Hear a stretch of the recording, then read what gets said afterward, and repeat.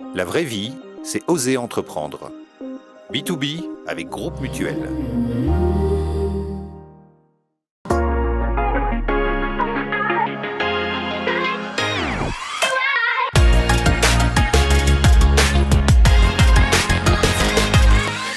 Bonjour à toutes et à tous, content de vous retrouver. Bonjour Frédéric. Bonjour Vincent, cette semaine une entreprise familiale, deuxième génération, le père un pédagogue innovant, le fils un entrepreneur plein d'idées. Nous parlons du directeur général de l'école Moser, bientôt 1800 élèves grâce au nouveau campus près de Nyon. Alain Moser est notre invité aujourd'hui dans B2B.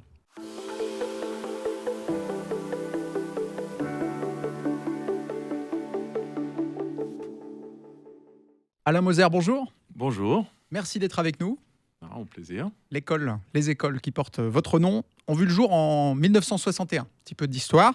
63 ans d'existence, c'est relativement jeune si on compare à des écoles comme le Roset qui existe depuis 1880, Champitay 1903 ou encore 1839 pour l'école Vinet. Et vous faites partie de la deuxième génération à reprendre l'entreprise. Quels sont les défis majeurs que vous avez dû relever? Parce qu'on rappelle que le fondateur de l'établissement, ce n'est pas un nom sur une plaque ou une photo affichée quelque part, c'est votre père.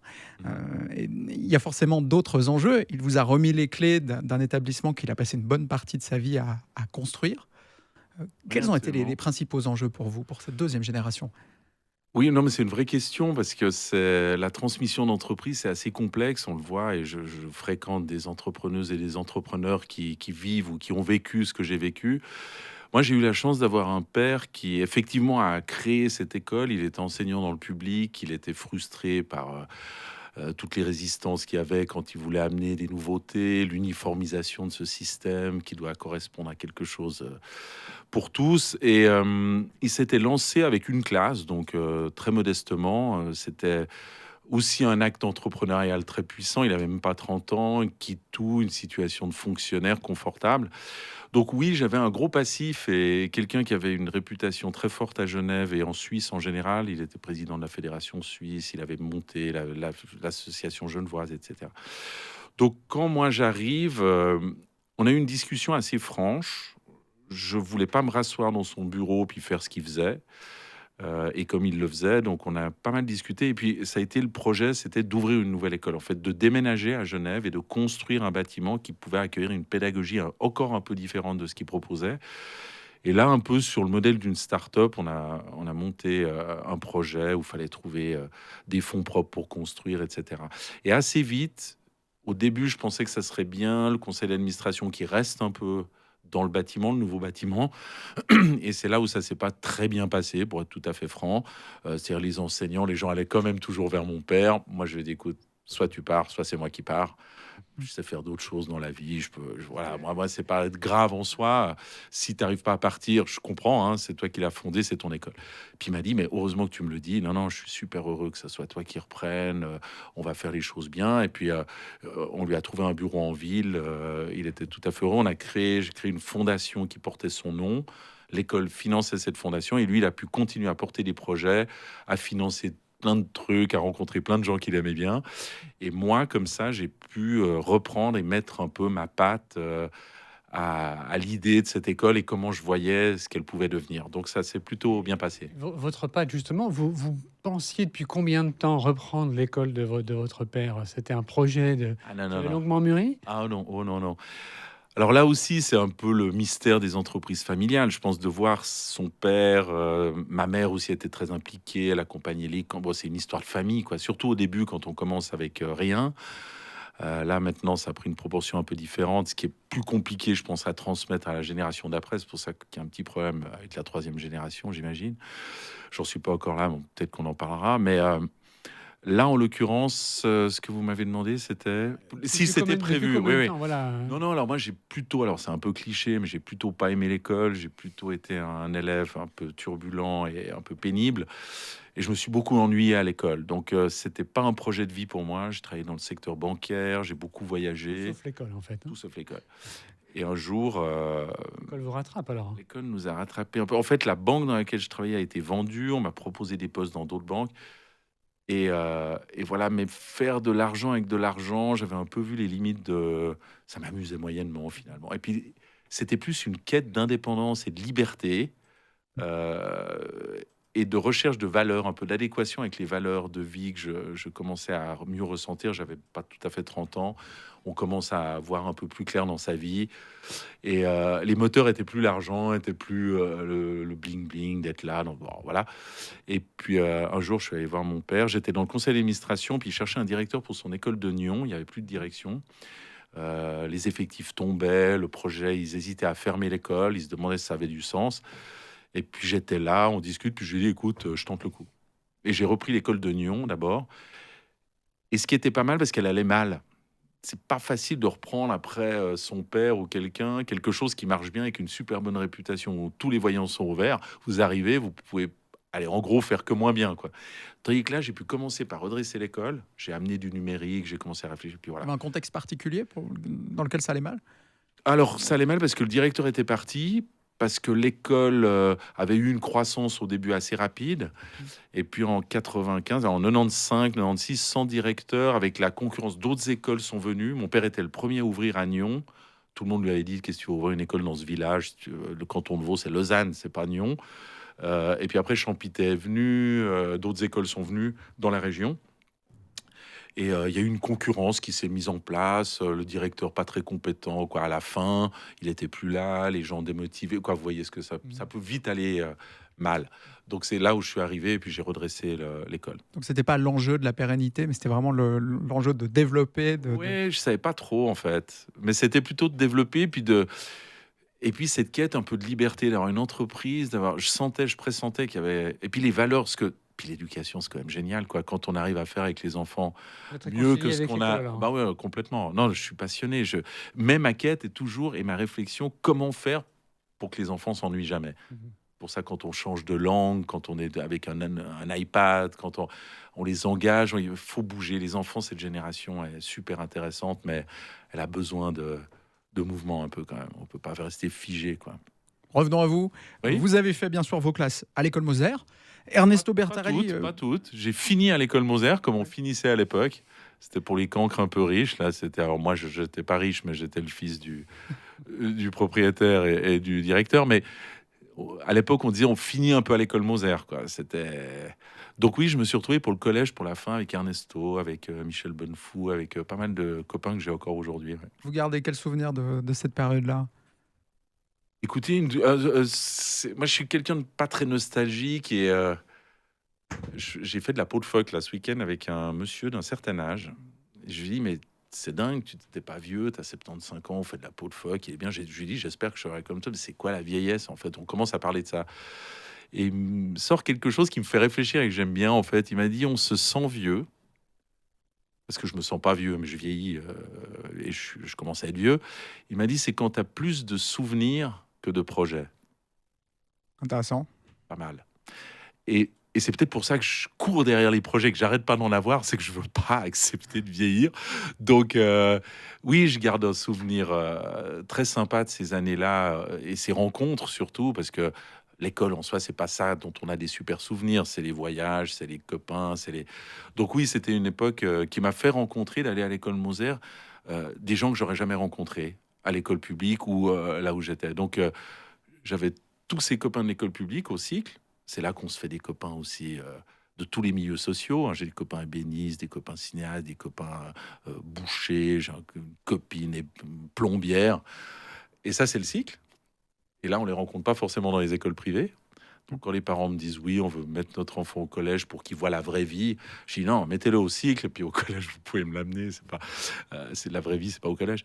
Et voilà, donc j'ai un très beau souvenir de cette période. Ouais. À propos de mixité, justement, je voulais vous lire un extrait d'une interview des sociologues français Monique et Michel Pinson-Charlot, Oui, qui sont reconnus allez-y. pour leurs études de la grande bourgeoisie, qui disent avoir observé, alors je cite, Oui. Les écoles de la grande bourgeoisie n'ont rien à voir avec les autres. On n'y apprend pas uniquement l'instruction, mais aussi ni la transmission du savoir. On y prend en charge l'ensemble des richesses que l'on doit inculquer aux futurs grands bourgeois, comme par exemple savoir bien se comporter en société, être solidaire avec ses camarades de classe, etc. Ils y voient un danger pour la mixité sociale. Qu'est-ce que vous pensez de cette analyse, sans spécifiquement parler de votre école, mais plus Oui, généralement? alors Je rejoins, je ne peux pas être pas d'accord. Ce qui me surprend un peu et ce qui est triste dans cette analyse, c'est que la vocation même de l'école, en général, qu'elle soit privée ou publique, c'est au-delà de la transmission du savoir, c'est bien sûr d'inculquer toutes ces valeurs-là aussi. Alors là, je pense qu'ils font écho à un savoir Exact. spécifiquement de classe. Oui, alors ce qui est le fait d'une certaine classe qui se retrouve, qui est entre elles et qui finalement évolue en cercle fermé, bien sûr, c'est pas ce qu'on souhaite. C'est d'ailleurs un des problèmes, et on est le seul pays. En France, c'est très élitiste parce qu'il y a, L'État il y a des participe. cas, la bourgeoisie, c'est la bourgeoisie, on accède aux grandes écoles si on fait partie des grandes familles. En Suisse, on n'a pas ça. Il y a l'ascenseur social qui est l'école publique, qui est de qualité en Suisse et qui doit être normalement l'école de tous. Comme me disait une magistrate de gauche dans le canton de Vaud qui détestait les écoles privées, elle m'a dit vous déstabilisez le tissu social. Avant au moins vous preniez les cancres et ceux qui allaient mal et qui nous dérangeaient. Maintenant vous prenez les meilleurs. Donc dans un monde idéal, c'est une tâche régalienne. Vous ne devriez pas exister, Monsieur Moser. Je dis madame, faites l'état des lieux de votre école et posez-vous la question pourquoi les gens se ruent dans la mienne. Peut-être voilà, il y a peut-être une La réflexion à avoir. vertu de la concurrence. Mais la concurrence financière, elle n'est pas saine. Ça doit être une concurrence pédagogique. Ce qu'ont fait les pays du Nord, d'ailleurs, depuis des années, ils ont fait le chèque éducation. Voilà, il y a plein de possibilités de créer de la concurrence pédagogique. Pour revenir à cette question, parce que je m'éloigne toujours des questions de base, oui, il y a un entre-soi que je ne souhaite pas, mais qui est de fait lié au potentiel financier des parents qui peuvent offrir à leurs enfants ce type d'éducation. Mais c'est une éducation, tous les parents qui ont leurs enfants chez moi disent mais comment ça se fait que l'école publique ne s'inspire pas plus comme l'a fait l'école publique dans les années 70 et tout avec les écoles Montessori. On a amené cette dimension de collaboration dans l'école. Toutes les grandes réformes de l'école publique viennent du privé. C'est-à-dire que la pédagogie a un poids réel dans le choix des parents.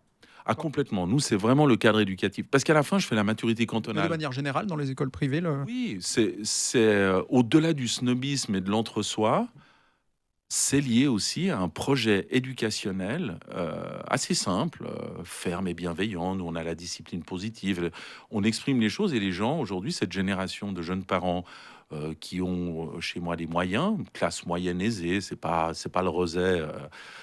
Là, on est dans un autre monde. Là, c'est les internats, c'est des écoles à plus de 100 000 francs par année. On n'est pas du tout dans ce monde-là.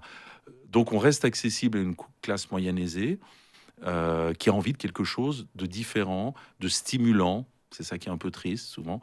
De très axé sur les langues, parce que ça, c'est complètement catastrophique à l'école publique. Genevoise en on se démarque particulier. encore aujourd'hui sur les langues. Ah ben nous, à l'école... Mais c'est-à-dire qu'aujourd'hui, vous le savez ou pas, mais après 8 ans d'allemand, personne ne parle l'allemand, quoi. On sait à peu près l'écrire, le lire et le détester. Je veux dire, c'est à peu près les trois fonctions des cours d'allemand à l'école.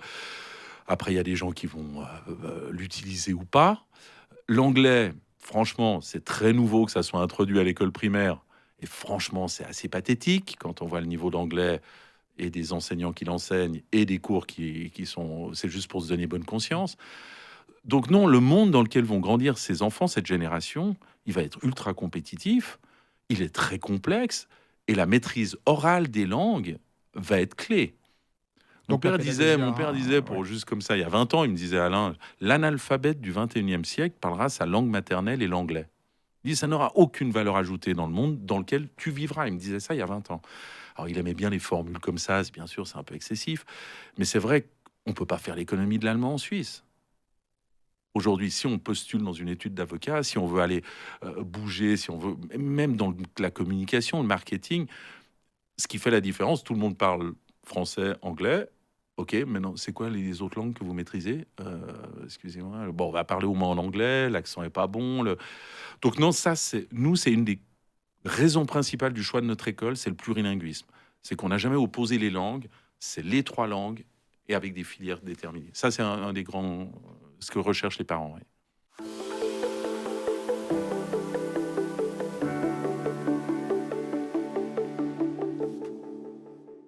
Alain Moser, donc une école, l'école Moser privée, une entreprise à Genève, Nyon et Berlin. Oui. De la 1P à la maturité, on évoquait le coût, la scolarité, c'est entre 18 500 et 32 000 francs par année, selon le niveau et le diplôme préparé. Un peu moins de 800 élèves à Genève, 350 à Berlin, 400 à Nyon, mais bientôt 600 à Nyon. À la prochaine rentrée, en août, vous allez ouvrir un nouveau campus, et donc au total 1800 élèves. Encore quelques chiffres, un peu plus, je crois, de 30 millions de francs de chiffre d'affaires et environ 250 employés, c'est juste? Absolument, oui. Mais dans le fond, votre modèle d'affaires, quel est-il? C'est les recettes, ce sont uniquement les frais d'écolage, et puis les coûts, les bâtiments et les professeurs, ou il y a autre chose dans votre modèle économique? Non, c'est assez simple d'ailleurs. C'est sûrement la raison pour laquelle personne ouvre d'école privée depuis longtemps dans ce canton et dans ce pays. C'est des écoles qui existent, qui se développent, mais voilà, il y a des grands groupes qui rachètent des écoles qui marchent, mais j'ai aucun copain entrepreneur qui, pour faire de l'argent, décide d'ouvrir une école. C'est très très compliqué. Donc les marges sont très très faibles. Mais la structure des revenus et des coûts, Structure des revenus c'est et ce que des je coûts, c'est décris, ça. ou il y a autre Oui. chose? Non, vraiment, c'est les écolages. C'est unique d'ailleurs en Europe. C'est aucune aide, aucune subvention pour les parents, pour les écoles, alors qu'on fait économiser à Genève 1,5 milliard par année au canton. 100% des recettes s'adressent à 83%. Grâce aux des 800 enfants. élèves scolarisés, aux professeurs. Exactement, il y a 17 000 Tout va élèves. payer. C'est le canton où il y a le plus d'élèves scolarisés. Donc, les écoles privées sont un poids énorme. Donc, mais la question de fond sur les recettes, elle est claire. C'est que les écolages. On n'a rien d'autre. Pas de sponsoring, pas de parrain, de... Non. Un jour peut-être? Pour construire l'école, pour lancer un nouveau projet, on peut faire appel à des sponsors, à des donateurs, à des gens comme ça. On a un pays de la fondations, chance, des fondations voilà. très engagées. Exact. Vous travaillez parfois Le avec problème, elles? c'est qu'étant sous forme de SA, Mhm. ils peuvent pas. On ne peut pas donner, oui, Ah parce non, que voilà, vous êtes à c'est but réglé. quand même Eh ben voilà. lucratif. Donc, c'était un débat, et d'ailleurs, les écoles sont en association ou en fondation. Je suis la seule SA. Et c'était un vrai débat parce qu'effectivement, je me coupe de fait de toute subvention. Vous avez examiné, de donation. changer le statut, passer d'une SA à une Oui, parce fondation, que association. des grandes fondations à Genève, dont une que tout le monde connaît bien, étaient assez Je vais dire, embêtées. donc, pour que ce soit clair pour Oui. les non-genevois qui nous regardent, c'est la fondation Wilsdorf qui Exact. est propriétaire de Rolex par ailleurs. Qui, dans ses statuts, peut aider que des entreprises et des À projets Genève. à Genève et dans l'éducation en particulier. C'est pour ça que la aide, ils ont pu offrir, acheter, La Haute etc. École d'Art et de Design à de Genève. design. Nous, oui, on s'est coupé avec le statut de SA, un peu ce type de. C'est pour ça que mes revenus, ils sont clairement uniquement liés aux écolages. Aux écolages. Et là, vous évoquez les marges qui sont assez ténues. Vous évoquez, je crois, dans un article, un peu moins de 5% de marge, c'est ça. Mais vous équilibrez quand même les comptes année après année, ou il y a des années plus difficiles que d'autres? Il peut y avoir. Alors, plus on a d'élèves, plus c'est facile, bien sûr. C'est pour ça que mon père était peut-être beaucoup plus entrepreneur que moi, même s'il me dit j'aimais pas les chiffres, j'aimais pas. Moi, je suis un pédagogue. Je suis pas. C'est quand même lui qui a osé. Voilà. Mais c'est vrai que ça se joue à 10 élèves, 15 élèves. La rentabilité de l'école. Et mon père s'est payé pendant longtemps le 3e ou le 4e salaire dans la structure. Il y a des années où il payait mieux ses directeurs que lui, parce qu'on a un devoir en tant qu'entreprise familiale et entrepreneur de faire en sorte que les talents restent, que les gens restent. Donc on essaie de payer correctement le mieux possible. Et puis aujourd'hui, je suis plus dans cette situation. L'école marche bien. Et puis, mais c'est toujours ténu parce qu'il y a le numérique, on est tout le temps en train de réinvestir. Donc, dès qu'on a des résultats positifs. Le nouveau campus, vous l'avez financé de quelle manière? Le nouveau campus qui ouvrira au mois d'août?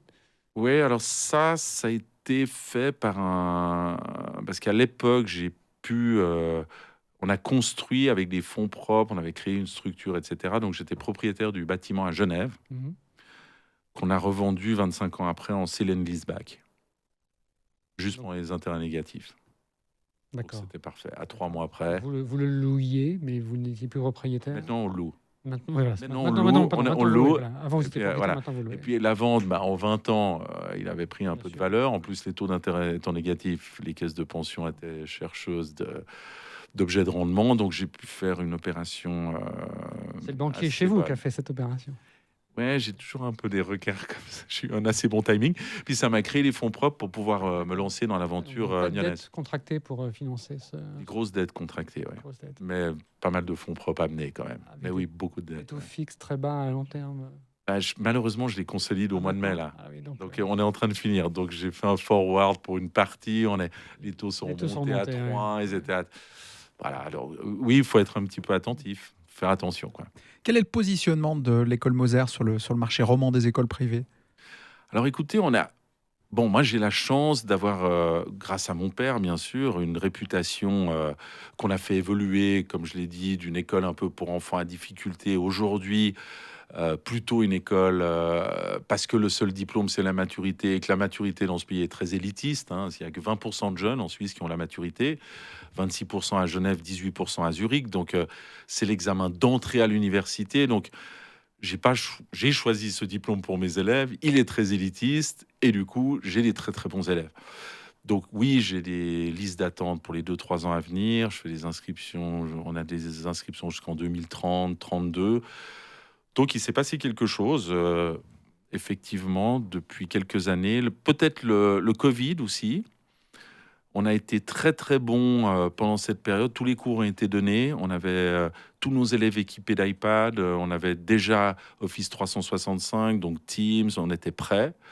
Et ça a eu un effet notoriété très fort en fait. En termes de prix d'écolage, vous êtes plutôt dans la moyenne? Oui, je suis plutôt plus bas. Alors à école comparable, Institut Rosette dont on parlait, c'est au moins 2 fois plus cher. Hein. oui, mais c'est un internat. C'est ça. Si on regarde l'école Int, c'est plutôt autour des 40 000, là où moi je demande 30. Le Champitet aussi, c'est une école qui propose tout le truc. Ils sont plutôt aussi à 36, 38, là où moi je demande 28. Donc on a à peu près 10 000 francs en dessous de nos principaux concurrents. Donc, on est plutôt bon marché. Excusez-moi, gérer une école, ça requiert quel type de qualité managériale? Parce que vous pilotez des enseignants et je ne sais pas s'ils sont comme dans le public, mais on sait qu'il y a une certaine sensibilité, un Ouais. attachement à leur autonomie dans l'enseignement. Mais il y a aussi quand même le jour le jour à gérer. Il faut que Ouais. l'école tourne. Quelles sont ces qualités importantes? Alors, je pense que j'ai dû faire un shift assez important par rapport à la méthode et à la manière dont le management très familial, très pyramidal était effectué par mon père, qui me disait toujours, si tu veux que ça soit bien fait, tu fais toi-même, sinon t'arrêtes de te plaindre. Donc il faisait tout. Il était dans le contrôle absolu et j'ai encore des copains qui gèrent leurs entreprises comme ça. Ils délèguent pas. Donc moi, je fais pas du tout partie de ce type de management. Euh, je délègue beaucoup de choses, mais déléguer, ça veut dire quand même contrôler. Hein. Au directeur Déléguer, d'établissement j'ai des ou- directrices, des directeurs, des comités de direction, beaucoup d'autonomie, je laisse à mes cadres. Et puis après, il y a quelques personnes de confiance, parce que pas tout à fait la même chose. Quand on fait confiance, on contrôle plus. C'est-à-dire, sinon, vous n'avez pas confiance. Donc quand on me dit j'ai confiance, moi la confiance, je l'accorde à très peu de gens. Par contre, quand ils l'ont, ils l'ont. Et j'en ai heureusement autour de moi des gens vraiment sur qui je peux C'est compter. 5 personnes, c'est 10 personnes ou 3? C'est une personne actuellement qui a vraiment ma confiance absolue. La confiance, c'est vraiment pour moi quelque chose de très particulier. Je veux pas mélanger. Et par contre, la délégation, non, je contrôle quand même pas mal de trucs. Mais oui, il faut écouter. Là, pour l'anecdote, je fais un CAS, donc certificat à la HEG à Genève, Ouais. sur le bonheur dans les organisations. Je me suis relancé dans les études, je fais ça pendant une année. Comment le bonheur est indéfinissable, mais comment amener le bien-être dans l'organisation? Comme je change un peu maintenant, j'agrandis mes écoles, le management, la génération de managers qui arrive est plus jeune, a d'autres envies aussi. Donc c'est aussi une question cruciale. Un exemple concret? Alors déjà être beaucoup plus dans l'écoute, créer des comités d'enseignants, de parents, faire remonter l'information, avoir une écoute active, prendre du temps avec les gens clés. Souvent, les enseignants dans les entreprises, les employés quittent, c'est pas à cause du directeur général ou à cause de l'entreprise. Je connais plein de gens qui adoraient l'entreprise. C'est à cause des cadres intermédiaires. C'est souvent là où tout se joue. On n'est pas assez Avec qui attentif. la relation directe. Exact. C'est son N+1 qui généralement fait qu'on quitte une entreprise. C'est pas le fondateur, le créateur. Donc il faut aussi beaucoup respecter, beaucoup entendre et beaucoup travailler avec ces cadres intermédiaires. Donc voilà, c'est tout un...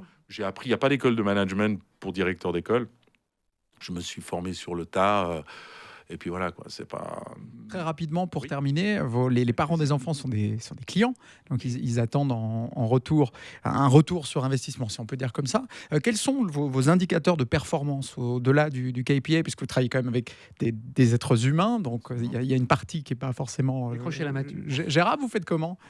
Alors, vous l'avez dit, c'est d'abord le taux de réussite à la maturité qui est très élevé. Maintenant, toutes les écoles vont annoncer des taux de réussite très élevés. Donc, Au-delà si de on ça, élimine. au quotidien ? Alors, au quotidien, c'est cette fameuse quête de bien-être. C'est-à-dire, nous, on propose un projet qui développe les compétences académiques, les compétences sociales et les compétences numériques.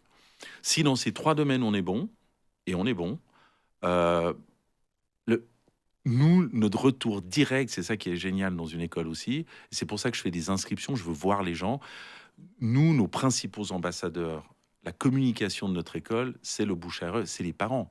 Quand votre enfant est heureux, quand vous êtes fier de ce qu'il accomplit, mais la première chose, quand vous avez des enfants, vous parlez de l'école. Il vous arrive de refuser des élèves si leurs dossiers sont vraiment Refuse mauvais les en parents termes de... plutôt. Encore un dernier mot. Les élèves, j'aime bien. Tous les enfants sont bien. C'est les parents, des fois. Un dernier mot rapide. Vous l'avez Il faut brièvement éviter certains enfants. vous l'avez évoqué rapidement dans la première partie.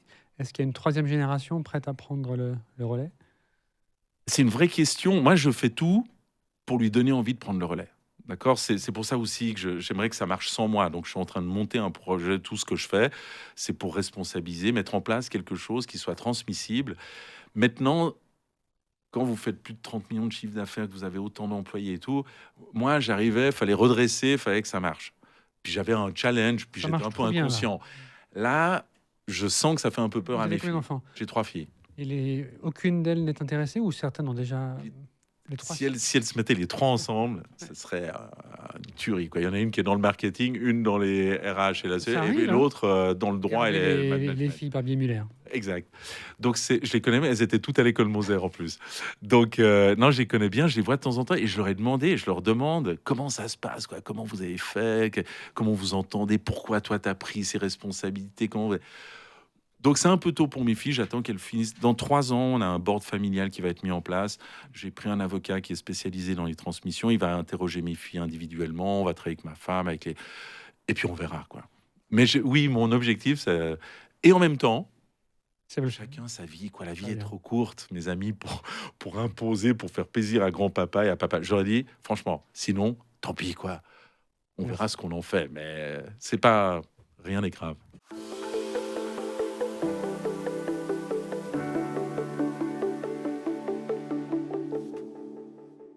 Alain Moser, pour conclure cette émission, on l'a terminée avec quelques questions autour de l'école, de la scolarité. Volontiers. Enfant, le prof ou la prof qui vous a marqué? C'est à l'école primaire, à la Gradelle. C'était Madame Dubuis. Et comme tous les garçons de cet âge, j'étais amoureux de ma prof. Et puis elle était géniale. Et puis voilà.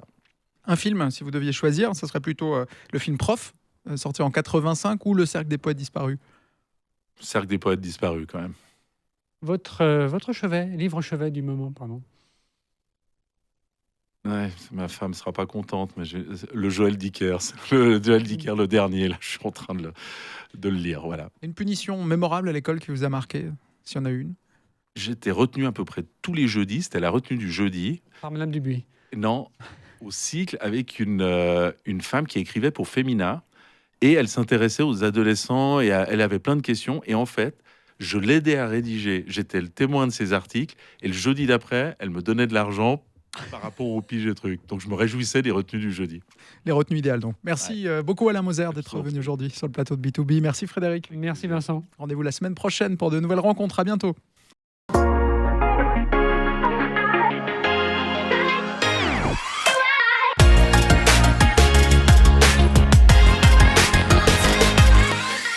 La vraie vie, c'est oser entreprendre. B2B avec Groupe Mutuel.